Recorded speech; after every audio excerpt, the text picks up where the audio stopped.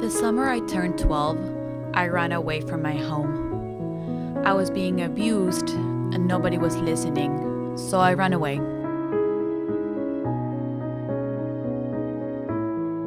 I went to Washington, D.C., where I met a girl, and she sadly introduced me to her trafficker. I had a girlfriend, and one day we got into an argument. Out of nowhere, I put my hands on her. I smacked her. I waited for her reaction, and her reaction was she broke down, she cried, but she still came back to me. And it was that point in my life I knew I had some sort of power in my mind over vulnerable women. After spending a few months with them, I was sold to a trafficker from New York. I still remember the day the money exchanged, and I remember how he programmed me, how he programmed my young mind and created a commodity out of myself. A 15-year-old girl, alone, confused, sad, and addicted, working the streets of New York. This is a dirty game, and everybody plays a part. The trafficker, the victim, and also the people that engage with these victims. So one day after work, I was driving around, and then I see this beautiful girl standing in the street. And then I pulled up next to her, and I made a deal with her. I told her $100 for an hour. So we went to the motel. I used to think there was nothing wrong with it, that she would do it just for the money.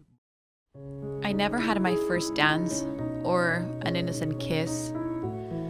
I never went to high school, but I had an 85-year-old man die on top of me when I was 16 years old.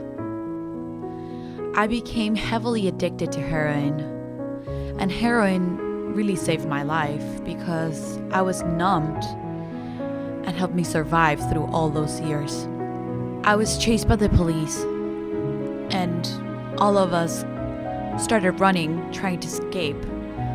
However, they got us and they took us to Rikers Island prison.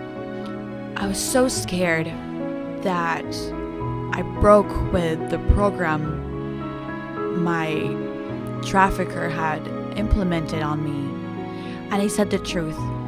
My name is Barbara Amaya. I'm not 21. I'm 15 years old, and I'm from Fairfax, Virginia. They said that they were going to communicate with my family and that they were going to come and pick me up. I got out of my cell, and the one who was waiting for me was not my family, but my trafficker again.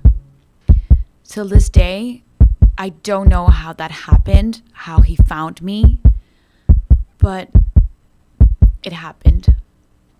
Over a decade. I was abused for over a decade. And one day, I escaped New York. I wish it was that easy, but it really wasn't.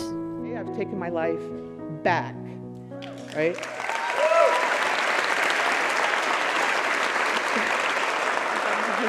I know some of you may be thinking, that would never happen to me, and it certainly wouldn't happen to my family, and I pray that it doesn't. But I'm here to tell you, human trafficking does happen in the United States. It really does.